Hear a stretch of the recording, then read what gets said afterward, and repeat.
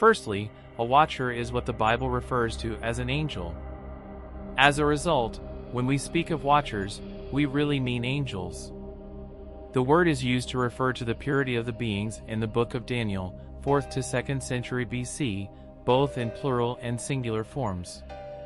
Positive and negative in the apocryphal books of Enoch, which date from the 2nd to 1st centuries BC, watchers are mentioned, with a focus on the disobedient ones. Daniel 4 verse 13, verse 17, and 23, ESV, all make three references to the classification of watcher or Holy One, the watcher, Aramaic, Holy One, Kaddish. Nebuchadnezzar begins the phrase by claiming that in a dream, he saw a watcher, a Holy One, descend from heaven, a singular verb. He heard this, in fact. According to the man's account, the watcher declares in his dream that the punishment is by the command of the watchers and the demand is by the word of the holy ones, so that those who live may know that the Most High governs in the kingdom of men. In addition, Nebuchadnezzar will become insane and eat grass. Daniel takes an hour to consider the king's dream before responding. The meaning is as follows: O king, it is a command from the Most High that has been given to my lord. The king witnessed a holy watcher descending from heaven and yelling, "Chop down the tree and destroy it, but leave the stump of its roots in the earth, bound with a band of iron and bronze, in the tender grass of the field, and let him be wet with the dew of heaven," adding, "Let him be wet with the dew of heaven, and let his portion be with the beasts of the field." Before you understand that the Most High rules the kingdom of men and gives it to whomever he pleases, you will be made to eat grass like an ox, be covered in the dew of heaven, and go through 7 cycles of time. The watcher in Nebuchadnezzar's dream, according to Lutheran Protestant reformer Johann Wigand, either symbolized God or the Son of God. He promoted Trinitarian thinking by linking verses 17. This matter is by the decree of the watchers, and 24.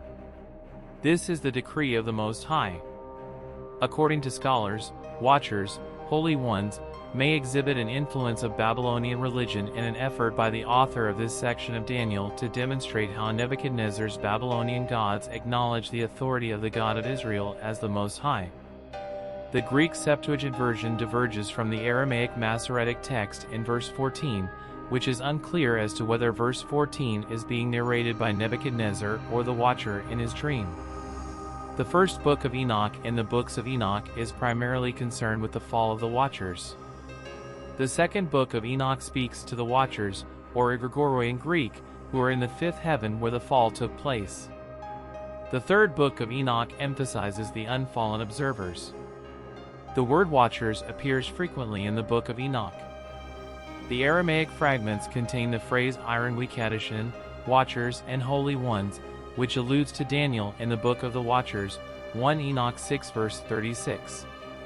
Despite the absence of the standard Aramaic term for an angel, malaka, in the Aramaic Enoch, the Greek and Ethiopian translations of the Aramaic word for watchers, iron, render it as an angel. In Greek, it is translated as angelos, and in Coptic, as mala. Some have attempted to date this section of 1 Enoch to sometime in the 2nd to 1st century BC on the basis that one interpretation of the Sons of God passage in Genesis 6 holds that angels mated with human females to produce a race of hybrids known as the Nephilim. The obedient archangels who chain them, including Raphael, are also referred to by the singular form of the noun iri, the watcher. The disobedient watchers, who numbered 200 and whose leaders are also mentioned in 1 Enoch 22 verse 6, are most commonly referred to as iron. Angels sent to earth to watch over its citizens are referred to as watchers in the book of Enoch. After being encouraged by their leader Samiaza, they soon develop a lust for human women and deviate in large numbers to covertly teach humanity and bear children among them. These unions result in the creation of the Nephilim, savage giants that terrorize humanity and pillage the earth. As well as teaching their human charges arts and technologies like weaponry, cosmetics, mirrors, sorcery, and other abilities that humans would not have learned all at once but rather gradually over time, Samiaza and his associates also imparted knowledge on these subjects to their charges. The Nephilim are ultimately destroyed by the Great Flood, but not before God sends Uriel to warn Noah to spare the human race. The watchers are incarcerated in the earth's valleys until the day of judgment. Jude 6 verse 6 states that he is reserved in everlasting chains under darkness until the judgment of the great day, the angels who did not maintain their first estate but left their own habitation. The chiefs of tens mentioned in the book of Enoch are listed as follows. And these are the names of their chiefs. Shemihaza served as their leader, followed by Artakoff, Ramashal, and Shemihaza. In order of increase, Kokabel was fourth, Armimahel was fifth, Ramal was sixth, Daniel was seventh, Zikal was eighth, Barakal was ninth, and Asael was 10th. He placed Hermani at number 11, Madarel at number 12, Ananel at number 13, Setawal at number 14, Samshil at number 15, Sariel at number 16, Tumiel at number 77, Turiel at number 18, Yamiel at number 19, and Yehadiel at number 20. These are the 10 chiefs of them. The 200 fallen angel leaders who got married, started having sex with human women, and spread forbidden knowledge are also listed in the book of Enoch. There is a list of some of them in the book of Raziel, Sefer Raziel HaMalek, the Zohar, and Jubilees. It has been suggested that the narrative in the book of Enoch is related to Genesis 6 verses 1 to 4, which speaks of sons of God rather than watchers. When men began to multiply on earth and daughters began to be born to them, the sons of God took as many of the daughters of man as they wished as wives. The Lord then said, My spirit shall not abide in man forever, for man is only flesh. His days will be made up of 120 years. After a sexual encounter between the sons of God and human daughters who later gave birth to their sons, the Nephilim first manifested themselves on earth at that time. They were the storied historical figures. The Jewish pseudepigraphon second book of Enoch, Slavonic Enoch, makes reference to the Gregory, who are the same as the watchers of one Enoch. The book uses the Slavic word Griffith, which is a transliteration of the Greek word oe Gregoroi, which means wakeful. The Hebrew equivalent is, which denotes waking or awakening. The Gregory are portrayed in chapter 18 as an endless army of soldiers who resemble humans and are larger than enormous giants. They are identified as the Gregory, who reside in the fifth heaven and rejected the Lord of Light along with their prince Satanil. There were 200 myriads of them, or 2 million people, according to a version of 2 Enoch. In addition, some people descended from the Lord's throne to live on earth, defiling it with their deeds and imprisoning them below the surface.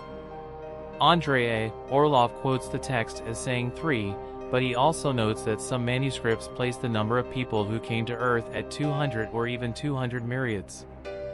3 people are typically considered to have come to earth.